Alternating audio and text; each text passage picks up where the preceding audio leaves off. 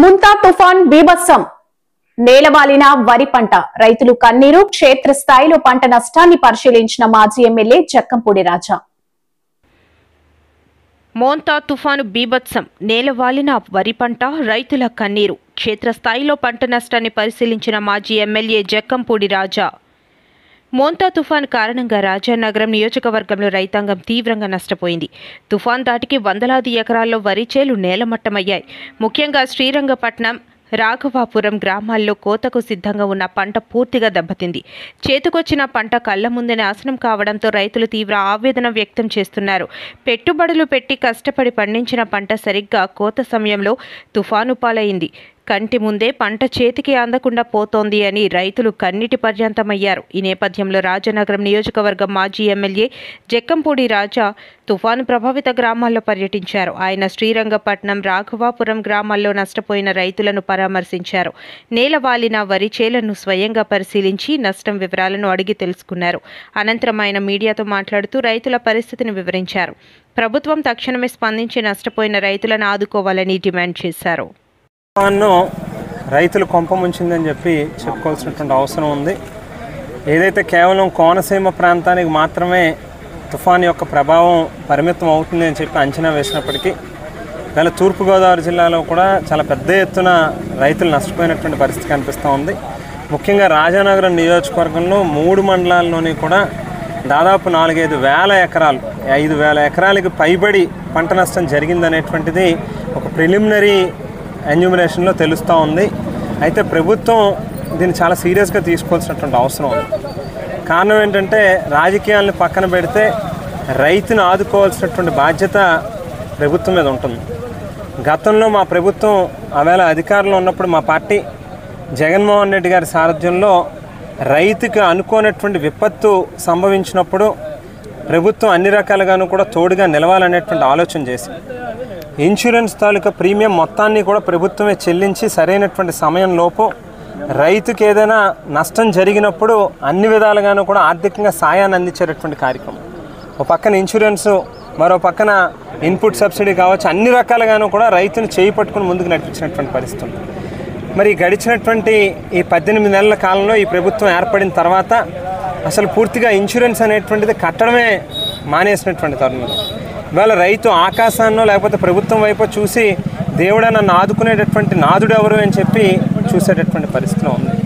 ముఖ్యంగా ఇవాళ రాజానగరం నియోజకవర్గంలో చూస్తే ఏదైతే గతంలో మా ప్రభుత్వంలో 40 కోట్ల రూపాయలు వెచ్చించి వివిధ గ్రామాలలో చెరువుల మీద కావచ్చు, లేకపోతే కెనాల్స్ మీద కావచ్చు, సివిల్ స్ట్రక్చర్స్ని నిర్మాణం చేసి ఎప్పుడైనా అధిక వర్షాలు వచ్చినప్పుడు, ఓవర్ఫ్లో ఉన్నప్పుడు ఇనండేషన్లు అవ్వకుండా తీసుకోవాల్సినటువంటి జాగ్రత్తలకు సంబంధించినటువంటి స్ట్రక్చర్స్ యొక్క నిర్మాణానికి ఆవేళ అడ్మినిస్ట్రేటివ్ జీవోని ఇవ్వడం కానీ, లేకపోతే దానికి సంబంధించినటువంటి టెండర్లు పిలవడం కానీ జరిగింది. కాంట్రాక్టర్ కూడా ఫిక్స్ అయ్యారు. అయినప్పటికీ ఈవేళకి 1.5 కాలం గడుస్తూ ఉన్నప్పటికీ ఆ పనులను ప్రారంభించకపోవడం, కాంట్రాక్టర్లను బెదిరించి భయపెట్టి వాళ్ళని కమిషన్లు కావాలి అనేటువంటి ఒక విశాఖ పెందుర్తి మోంతా తుఫాను బాధితులకు ఆహార పొట్లాలు పంపిణీ చేసిన వైఎస్ఆర్ కాంగ్రెస్ పార్టీ రాష్ట్ర కార్యవర్గ సభ్యుడు శరగడం చిన్న అప్పలనాయుడు. మోంతా తుఫాన్ బాధితులకు ఆహార పొట్లాలు పంపిణీ చేసిన వైఎస్ఆర్ కాంగ్రెస్ పార్టీ రాష్ట్ర కార్యవర్గ సభ్యుడు శరగడం చిన్న అప్పలనాయుడు పెందుర్తి తాండ్ర పాపరాయుడు కళ్యాణ మండపంలో ఏర్పాటు చేసిన పునరావాస కేంద్రంలో ఉన్న ఏకలవ్య కాలనీ మరియు జేఎన్ఎంఆర్ కాలనీ తుఫాను బాధితుల కుటుంబాలకు శరగడం చిన్న అప్పలనాయుడు ఆహార పొట్లాలు పంపిణీ చేశారు.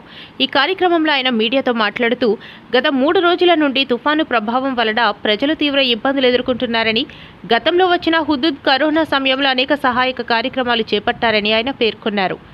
ప్రస్తుతం స్థానిక 96వ వార్డ్ పరిధిలో నీట మునిగిన ప్రాంతాల తుఫాన్ బాధితులకు ప్రభుత్వం అండగా నిలిచి అన్ని రకాల సహాయక చర్యలు అందించాలని ఆయన కోరారు.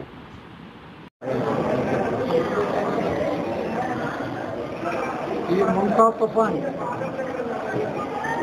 మన ఆంధ్ర, తెలంగాణ 2 రాష్ట్రాల్లోనూ కూడా గత 3 రోజుల నుంచి ఎడతెరపు లేనటువంటి వర్షాలు, ఈదురుగాలి వలన ప్రజలంతా చాలా ఇబ్బందులు ఎదుర్కొన్నారు. దీంతో పాటు రాష్ట్ర ప్రభుత్వం కానీ కలెక్టర్ గారు కానీ ప్రభుత్వం తరఫున వారు చేసేటటువంటి కార్యక్రమాలు వారు చేస్తున్నారు. ప్రభుత్వంతో పాటు ప్రజలు కూడా, నాయకులు కూడా స్వచ్ఛందంగా చేయాలనేటటువంటి మంచి ఆలోచనతో మా అందరం కూడా ఇక్కడ విచ్చేసాం. హుదూద్ తుఫాన్ టైంలో కూడా అప్పట్లో కూడా రకరకాలైనటువంటి నిత్యావసర వస్తువులు, సరుకులు అన్నీ కూడా, కాయగూరలు కూడా అప్పట్లో పంపిణీ చేసాం. ఇవాళ కూడా కొన్ని ప్రాంతాల్లో కరోనా టైంలో కూడా చాలా నిత్యావసర వస్తువులు, సరుకులు, భోజనాలు కూడా పంపిణీ చేసినటువంటి కార్యక్రమాలు మీకు అందరికీ తెలుసు. దానిలో భాగంగా ఈరోజు కూడా మన వంతు సహాయ సహకారాలు ఏవో అందించాలనేటటువంటి మంచి ఆలోచనతో కొంతమందికి వేరే ఇక్కడ భోజనాలు ఏర్పాటు చేసింది. ఇంకో దగ్గర కొంతమందికి 3 పార్ట్ల కింద ఏర్పాటు చేయడం జరిగింది. నెక్స్ట్ పార్ట్ కూడా అక్కడ వంటలు అవుతున్నాయి. త్వరలో 5-10 నిమిషాలు అది కూడా స్టార్ట్ చేద్దాం అవకాశం ఉంటే మీరు అందరూ ఎదురుగానే. ప్రభుత్వంతో పాటు మనం కూడా సహాయ సహకారాలు అందించాలి. కష్టాల్లో ఉన్నటువంటి ప్రజలందరికీ కూడా రాజకీయాలకు అతీతంగా ఈ కార్యక్రమాలు చేయాలనేటువంటి ఆలోచనతో ఈ మంచి కార్యక్రమంలో పాల్గొన్నటువంటి పెద్దలందరికీ, ప్రింట్ మీడియా, ఎలక్ట్రానిక్ మీడియా వారికి కూడా హృదయపూర్వక ధన్యవాదాలు, నమస్కారాలు తెలియజేస్తూ సెలవు తీసుకున్నాను. జై హింద్.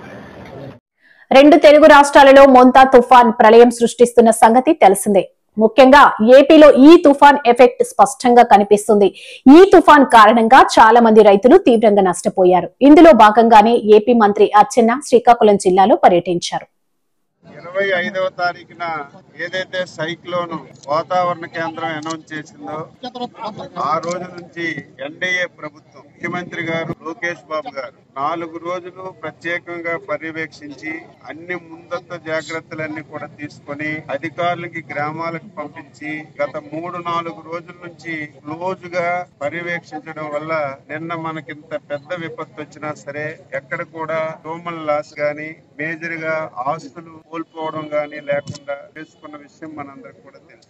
అయితే ఇప్పుడు మనం చేయవలసింది ఏదైతే నిన్న వచ్చినటువంటి తుఫాన్లు చాలా వరకు హార్టికల్చర్ పంటలన్నీ కూడా దెబ్బతిన్నాయి. ముఖ్యంగా వ్యవసాయంలో వరి కూడా దెబ్బతింది. అందులో ఈ జిల్లాలో అరటి కూడా చాలా వరకు దెబ్బతింది. ఇవన్నీ కూడా ఉదయమే స్పష్టమైనటువంటి ఆదేశాలు ఇచ్చాం. ఒక 2 రోజుల్లోనే అధికారులు టీములుగా వెళ్లి ప్రతి గ్రామాన్ని కూడా ఏ పంట, ఏ రైతుకి నష్టం జరిగిందో ఎన్యూమరేషన్ అంతా కూడా చేసి 2 రోజుల్లో ప్రభుత్వానికి నివేదిక ఇమ్మని చెప్పాం. ఇచ్చిన వెంటనే కేంద్ర ప్రభుత్వంతో మాట్లాడి నష్టపోయినటువంటి రైతులందరికీ కూడా ప్రభుత్వం ఆదుకునే కార్యక్రమం చేస్తాం. అదేవిధంగా గత 3 రోజులుగా ఎవరైతే ఊరి గుడిసెల్లో ఉన్నారో, ఎవరైతే నాణ్యత లేనటువంటి భవనాల్లో ఉన్నారో వాళ్ళందరికీ కూడా జిల్లా నుంచి ఒక 10,000 కుటుంబాలని ఈ రోజు కేంద్రాలకు తీసుకొచ్చాం. తీసుకురావడమే కాదు, వారికి మంచి భోజనం గాని, వసతి గాని ఏర్పాటు చేశాం. వాళ్ళు మళ్ళీ ఇంటికి వెళ్లే సమయానికి ఒక్కొక్కరికి 3,000 రూపాయలు చొప్పున పరిహారం కూడా ఇవ్వమని చెప్పి ఆదేశాలు ఇచ్చాం. ఈ రోజు బ్యాంకులు ఆలస్యం వల్ల కొన్ని దగ్గరలు ఇవ్వలేదు, వాళ్ళ ఇంటికి తీసుకెళ్లిచ్చే కార్యక్రమం చేస్తాం. అవనిగడ్డ నియోజకవర్గంలో తుఫాన్ ప్రభావిత ప్రాంతాల్లో ఉప ముఖ్యమంత్రి పవన్ కళ్యాణ్ ఈ రోజు పర్యటించారు. తుఫాన్ కారణంగా నష్టపోయిన రైతులను పరామర్శించారు. కోడూరు మండలం కృష్ణాపురం గ్రామంలో నేల కొరిగిన వరి పైరును డిప్యూటీ సీఎం పరిశీలించారు. పంట చేతికి వచ్చే సమయంలో తుఫాను తమను ముంచేసిందంటూ అన్నదాతలు ఆవేదన వ్యక్తం చేశారు. మంత్రి గారు అడుగుతా ఉన్నారు, దీనికి కౌలు రైతాంగానికి ప్రత్యేకించి దృష్టి పెట్టాలని. ఖచ్చితంగా అది కూర్చోబెట్టి రివ్యూ మీటింగ్స్లో పెట్టి దీన్ని ముఖ్యమంత్రి గారి దృష్టికి తీసుకెళ్తాం. అలాగే నిన్న ప్రత్యేకించి నేను ఈ పంచాయత్ రివ్యూ చేయించాను. పంచాయతీ అధికారులు, ఉన్నతాధికారులు అందరితో కూడా చేయించినప్పుడు దాదాపు పంచాయతీ శాఖ పరిధిలో, ఇది ఎక్కువ పంచాయతీ శాఖ పరిధిలో ఉన్న గ్రామాలు ఇవన్నీ, దాదాపు 274 కిలోమీటర్ల రహదారులు ఎంటైర్ రాష్ట్రం మొత్తం యాజ్ ఆన్ దెబ్బతిన్నాయని చెప్పారు. అలాగే సూపర్ శానిటేషన్ కానీ, సూపర్ క్లోరినేషన్ కానీ, పోస్ట్ ఈ అంటువ్యాధులు వచ్చే అవకాశాలు ఎక్కువ ఉన్నాయి. అలాగే 1583 గ్రామాలని చాలా తీవ్రంగా ఇంపాక్ట్ ప్రభావితమైనవి. దీనికోసం దాదాపు 21,055 మందిని సిబ్బందిని పారిశుద్ధ్య నిర్వహణకి వినియోగించాం. అలాగే ప్రతి జిల్లా కలెక్టర్ల కృష్ణా గారి కానీ ప్రతి ఒక్కరు కూడా జాయింట్ కలెక్టర్స్ కానీ ఎంటైర్ యంత్రాంగం మొత్తం వారి లీడర్షిప్లో చాలా అద్భుతమైన పని చేశారు. దాదాపు 23,000 మంది, 23,744 మందిని కేంద్రాలకి తరలించబడిన ప్రజలు. అలాగే 240 సహాయ కేంద్రాల్లో వీళ్ళని పంపించడం జరిగింది. అలాగే ఇందాక చెప్పినట్టుగా 56,040 మంది రైతులు నష్టపోయారని తెలుస్తోంది ప్రాథమికంగా. ఇది 46,000 హెక్టార్లు పైచులకు. అలాగే ఉద్యాన భూమి ఇందాక కూడా అరటి పంట చూసాం, అది ఒక 1400 పైచులకు హెక్టార్లో దాదాపు 2,230 రైతులు నష్టపోయారని తెలుస్తూ ఉంది. ఒక దెబ్బతిన్నీళ్ళు ఒక 39, పాక్షిక దెబ్బతిన్నీళ్ళు 489. సో వీటన్నిటికీ కూడా ఏవైతే మనకి సహాయం అందించాలో ఖచ్చితంగా వాటి అందిస్తాం. అలాగే యాక్సిడెంట్ జరిగింది పాపం, బైక్లో వస్తే చెట్టు విరిగిపడిపోయినాయి, అధిక రక్తస్రావం చనిపోయిన శ్రీ కోయా సుబ్బారావు గారు, వారి కుటుంబానికి మా ప్రగాఢ సానుభూతిని తెలియజేస్తాం. అలాగే పునరావాస కేంద్రాల్లో ఉన్న వాళ్ళందరికీ కూడా 25 కేజీల బియ్యాన్ని మత్స్యకారులు, చేనేతలకు ప్రత్యేకించి 50 కేజీల బియ్యం వాళ్ళని ముఖ్యమంత్రి గారి ఆధ్వర్యంలో నిర్ణయించింది. అలాగే బియ్యంతో పాటు కావాల్సిన కందిపప్పు కానీ, పామాయిల్, ఉల్లిపాయలు కానీ, బంగాళదుంపలు కానీ, పంచదార కానీ కూటమి ప్రభుత్వం వీటన్నిటిని ఉచితంగా సప్లై చేస్తూ ఉంది. అలాగే శిబిరాల్లో ఉన్న వారికి ఇళ్లకు వెళ్లే ముందు ఒక్కొక్కరికి 1000 రూపాయల చొప్పున ఇస్తా ఉన్నాం. ఒక కుటుంబానికి గరిష్టంగా 3,000 ఉంటుంది సార్, 3,000 చెల్లిస్తూ ఉన్నాం. అలాగే పంట నష్టం ఇప్పుడు మేజర్గా ఈరోజు మేము చేసింది ఏంటంటే పంట నష్టం అంచనా ప్రక్రియని సకాలంలో పూర్తి చేయాలని మేమందరం కోరుకుంటా ఉన్నాం. దాన్ని అధికారులందరితో ఒక సమీక్ష జరిపి దీన్ని క్యాబినెట్లో దృష్టిలో పెట్టి, అత్యవసర క్యాబినెట్ అంటూ కూడా దాన్ని ముఖ్యమంత్రి గారి దృష్టికి తీసుకెళ్తాం అందరికి కూడా. అలాగే కేంద్రానికి కూడా ఆరోగ్యశ్రీ సేవలను కొనసాగించాలని, ఆరోగ్యశ్రీ బకాయి పడ్డ 2,700 కోట్ల రూపాయలను వెంటనే విడుదల చేయాలని సిపిఎం పార్టీ ఆధ్వర్యంలో కర్నూలు జిల్లా కలెక్టర్ కార్యాలయం ఎదుట ధర్నా చేశారు.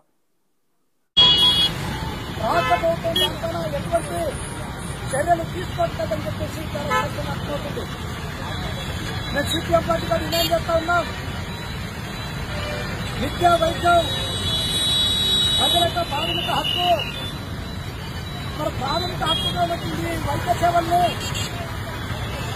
ఎందుకు విడుదల చేయట్లేదు, ప్రజలకు సమాధానం చెప్పాలని చెప్పి మేము కోరుతా ఉన్నాం. ఏం కోరుతా ఉన్నారు వాళ్ళు? అయ్యా మేము డబ్బులు ఖర్చు పెట్టాం, 2,700 కోట్ల రూపాయలు రోజు రాష్ట్రపతి బకాయి ఉంది అని యాజమాన్యం అయితే దృష్టిగా 200 కోట్ల రూపాయలు మేము ఇస్తామని చెప్పి చెప్పడం అంటేనే ఆరోగ్యశ్రీ వైద్య సేవలు మీరు చెయ్యకండి యాజమాన్యం చెప్పడంతో పాటు అందుకోసం సిపిఐ పార్టీగా మేము డిమాండ్ చేస్తా ఉన్నాం. రాష్ట్ర ప్రభుత్వం తక్షణమే 2,700 కోట్ల రూపాయలు ఏదైతే ఆరోగ్యశ్రీ బకాయిలు ఉన్నాయో ఆ బకాయిని తక్షణమే విడుదల చేయాలని చెప్పేసి సిపిఐ పార్టీగా మేము డిమాండ్ చేస్తా ఉన్నాం. ఆ రకంగా విడుదల చేస్తేనే ఈ రాష్ట్ర ప్రజల పట్ల, ఈ రాష్ట్ర ప్రజల్లో వైద్య సేవల పట్ల ఈ రాష్ట్ర ప్రభుత్వానికి స్పష్టమవుతుంది. ఆ రకంగా విడుదల చేయకుండా కొనుగోలు పెట్టి 200 కోట్లు ఇస్తాను, లేదు 300 కోట్లు ఇస్తానంటే ఆ రకంగా వైద్య సేవలు ఆపడం తప్ప లేదు. అందుకోసమే తక్షణమే రాష్ట్ర ప్రభుత్వం ఈ నిధులు విడుదల చేయాలని డిమాండ్ చేస్తాం. మొంతా తుఫానును రాష్ట్ర ప్రభుత్వం సమర్థవంతంగా ఎదుర్కొందని బీజేపీ రాష్ట్ర అధ్యక్షుడు మాధవ్ తెలిపారు. తుఫాన్ గురించి ప్రధాని మోదీ స్వయంగా ఆరా తీశారని గుర్తు చేశారు. ఈ మేరకు ఆయన మీడియాతో మాట్లాడారు. రాష్ట్రంలో అపార పంట నష్టం జరిగిందని ఆవేదన వ్యక్తం చేశారు.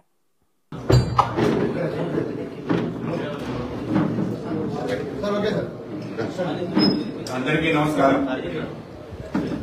మొంతా తుఫాన్ ఏదైతే ఉందో అది తీరం దాటి దాని కారణంగా పెద్ద ఎత్తున నష్టం జరుగుతుందని, అలాగే దానిపైన ఏదైతే వాతావరణ శాఖ ఇచ్చిన రిపోర్ట్స్ కారణంగా రాష్ట్ర ప్రభుత్వం పూర్తి స్థాయి అప్రమత్తంగా ఉండి మొత్తం వ్యవస్థలంతా కూడా సమీకరించి అన్ని చోట్ల కూడా అధికార యంత్రాంగం అందరినీ కూడా ఎక్కడైతే ప్రభావిత ప్రాంతాలు ఉంటాయో వాళ్ళందరినీ కూడా అనేక మండలాలకు, సురక్షిత ప్రాంతాలకు తరలించి పెద్ద ఎత్తున కేంద్ర రాష్ట్ర బలగాలు దించడం జరిగింది. ఎన్డీఆర్ఎఫ్ అలాగే ఎస్డీఆర్ఎఫ్ బృందాలు కూడా పెద్ద ఎత్తున రావడం జరిగింది. స్వయంగా ప్రధానమంత్రి గారు, అలాగే హోంశాఖ మంత్రి గారు, అలాగే ఇతర మంత్రులంతా కూడా దీనికి సంబంధించి సమీక్ష చేయడం జరిగింది. అలాగే రాష్ట్ర ప్రభుత్వం సంబంధించి అన్ని జిల్లాలకి నోడల్ ఆఫీసర్స్ పంపించడం, అలాగే నిర్వాసిత ఏవైతే క్యాంపులు నిర్వహించడం, ఆ విధంగా పెద్ద ఎత్తున ముందు జాగ్రత్త చర్యలు పాటించడం, అలాగే అదృష్టవశాత్తు అనుకున్న విధంగా అది దాని యొక్క తీవ్రత లేకపోవడం, కానీ తీవ్ర వర్షాలు పడటం, ముఖ్యంగా అనకాపల్లి, కాకినాడ, రాజమండ్రి, నరసాపురం, అలాగే మచిలీపట్నం ఈ ప్రాంతాల్లో భారీ వర్షాలు పడటం కారణంగా పెద్ద ఎత్తున పంట నష్టం జరిగింది. ప్రాణ నష్టం 1.5 తప్ప మిగతా జరగకపోవడం, ఇది కొంత మేరకు మనకి వెసులుబాటుగా ఉన్న ఏదైతే పంట నష్టం జరిగిందో ఆ పంట నష్టాన్ని పూర్తి స్థాయిలో వాళ్ళందరికీ కూడా ఆదుకోవడానికి ఎన్డీఏ ప్రభుత్వం ముందుంది. తప్పనిసరిగా వీళ్ళందరినీ ఆదుకోవడం, వాళ్ళందరికి సంబంధించిన పంట నష్టం ఎంత జరిగిందో దాన్ని వేయడానికి ఇప్పటికే బృందాలు వేయడం జరిగింది. ఇవాళ సమీక్ష సమావేశం కూడా పెట్టుకోవడం జరిగింది. అలాగే నిన్న జీఓఎం మీటింగ్ జరిగింది. వైద్య శాఖ మంత్రివర్యులు, వైద్య సంఘం ఏదైతే అనేక రకాల విష జ్వరాలు ఈ ప్రభావం పైన ఇప్పటికే అనేక బృందాలు పంపించడం జరిగింది. అలాగే రెండోది పంట నష్టానికి సంబంధించిన ఒక అంచనాకు వచ్చే విధంగా ఇంకొక బృందాలు పంపించడం జరిగింది. ఆ విధంగా ఏ ఒక్కరు కూడా నష్టపోకుండా ఉండే విధంగా ఈ యొక్క అనేక చర్యలు తీసుకోవడానికి ప్రభుత్వం ముందుంది. తప్పనిసరిగా అందరినీ ఆదుకోవడం జరుగుతుంది. అలాగే ఇదే సందర్భంలో ఏదైతే మత్స్యకారులు ఈ వేటకెళ్ళని పరిస్థితి ఏర్పడింది, మత్స్యకారులు కూడా తీరా మొత్తం ప్రాంతంలో, మొత్తం ఆంధ్ర ప్రాంతంలో 1000 కిలోమీటర్ల నేపథ్యంలో మత్స్యకారులు తీవ్రంగా నష్టపోవడం జరిగింది. గౌరవ ముఖ్యమంత్రి చంద్రబాబు నాయుడు గారు వాళ్ళ యొక్క నష్ట నివారణ చర్యలుగా వాళ్ళకి ఒక వృత్తి ఇవ్వడం, 3,500 రూపాయలు ఇవ్వాలని చెప్పి నిర్ణయం తీసుకోవడం జరిగిందో దీన్ని నేను స్వాగతిస్తున్నాను. ఇది చాలా వెంటనే నిర్ణయం తీసుకోవడం జరిగింది. ఆ విధంగా వాళ్ళకి కొంత వెసులుబాటు కల్పించే ప్రయత్నం చేశారు. అయితే కూటమి ప్రభుత్వంపై వైసీపీ మొదటి నుంచి వ్యతిరేక విధానాన్ని అమలు చేస్తుందని బీజేపీ మహిళా నేత యామిని విమర్శించారు. గూగుల్ వచ్చినప్పుడు అంతకు ముందు ఇలానే మాట్లాడారని గుర్తు చేశారు. మోంతా విపత్కర పరిస్థితుల్లోనూ వ్యతిరేకంగా ప్రచారం చేశారని మండిపడ్డారు. భారతదేశ ప్రజలు ఎదుగుదల, అభివృద్ధి అంటే అసలు వాళ్ళకి నచ్చవు. ఎందుకంటే 60 సంవత్సరాలు వాళ్ళు చేసింది ఏమీ లేదు. ఈ గడిచిన 11 సంవత్సరాల్లో భారతదేశం 4వ అతిపెద్ద ఆర్థిక వ్యవస్థ దగ్గర నుంచి అన్ని రంగాల్లో నిర్భరతను సాధించుకుంటూ ఎగుమతులు కూడా చేస్తున్నాం, డిఫెన్స్ రంగంతో కూడా. అటువంటిది ఈ రోజున తట్టుకోలేరు. అటు జాతీయ స్థాయిలో దేశానికి ఇన్వెస్ట్మెంట్స్ వస్తే కంప్లైంట్ చేస్తారు, ఇటు రాష్ట్రానికి ఇప్పుడు వస్తుంటే ఈ రాష్ట్రానికి వస్తున్నటువంటి ఇన్వెస్ట్మెంట్స్ పైన పడి ఏడుస్తున్నారు, గట్టిగా అరిచి గోల చేస్తున్నారు, మావని ఎత్తుకుపోతున్నారు. ఇదేంటి నీ చేతిలో జామ పండ మామిడి పండు ఎత్తుకొని పోవడానికి? అక్కడ మీకు ఒక దిశ లేదు. కాబట్టి కాంగ్రెస్ ప్రభుత్వం వాటి దేశంలో అయినా ఇటు రాష్ట్రాల్లో అయినా సరే వారి అధికారంలో ఉన్న చోట మొత్తం చేసేదంతా minority appeasement politics, vote bank politics.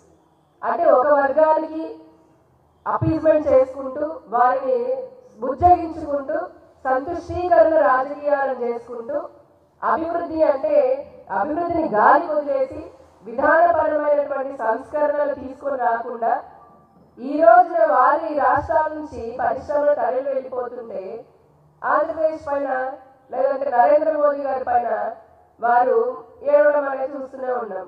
కానీ వారు గుర్తుపెట్టుకోవాల్సింది ఆంధ్రప్రదేశ్కి గూగుల్ కానివ్వండి లేదా ఇతర ఏదైతే ఫారిన్ డైరెక్ట్ ఇన్వెస్ట్మెంట్ తోటి వస్తున్నటువంటి పరిశ్రమలు, పెద్ద పెద్ద పరిశ్రమలు, విదేశీ పరిశ్రమలు, అన్ని రంగాలు ఏవైనా సరే దాని కారణం అటు దేశంలోని రాష్ట్రంలో ఉన్నటువంటి విజన్. అంతేగాని ఓట్ బ్యాంక్ పాలిటిక్స్ వల్ల ఈ పరిశ్రమలు రావడం లేదు. ఆంధ్రప్రదేశ్కి అద్భుతమైనటువంటి కోస్ట్ ఉంది, కోస్టల్ లైన్ ఉంది, అటు తీర ప్రాంతం ఉంది, కనెక్టివిటీ వేస్తున్నాము. ఇందాక చెప్పినట్టుగా కేంద్ర ప్రభుత్వం అత్యాధునికమైనటువంటి అద్భుతమైనటువంటి road, rail, port, airport infrastructure కనెక్టివిటీని ఇస్తున్నారు. వరల్డ్ క్లాస్ ఇన్ఫ్రాస్ట్రక్చర్ ఇస్తున్నాము. ఇండస్ట్రియల్ కారిడార్స్ లో పరిశ్రమకు ఏది కావాలంటే ఆ విధంగా వారికి అన్ని సదుపాయాలను కల్పిస్తున్నాం. అటు కేంద్ర పాలసీతో పాటు రాష్ట్ర పాలసీలు, ఎలక్ట్రానిక్స్ కానివ్వండి లేదంటే మ్యానుఫ్యాక్చరింగ్ సెక్టర్ కానివ్వండి, ఇలా ఏ రంగానికి సంబంధించినటువంటి పాలసీ అయినా రాష్ట్రం కూడా ఎంతో ఇన్నోవేషన్ తోటి ఒక మంచి విజన్ తోటి అటు 2047 వికసిత భారత్ 2047 వికసిత ఆంధ్ర సాధించడానికి అనుకూలంగా అడుగులు వేస్తూ పాలసీని తీసుకొని వెళ్తున్నాము. మరి మీ కర్ణాటకలో ఏముంది? కాంగ్రెస్ దగ్గర ఇందాక చెప్పినట్టుగా 100% కరప్షన్, 0 విజన్ తప్పితే ఇప్పటి వరకు కాంగ్రెస్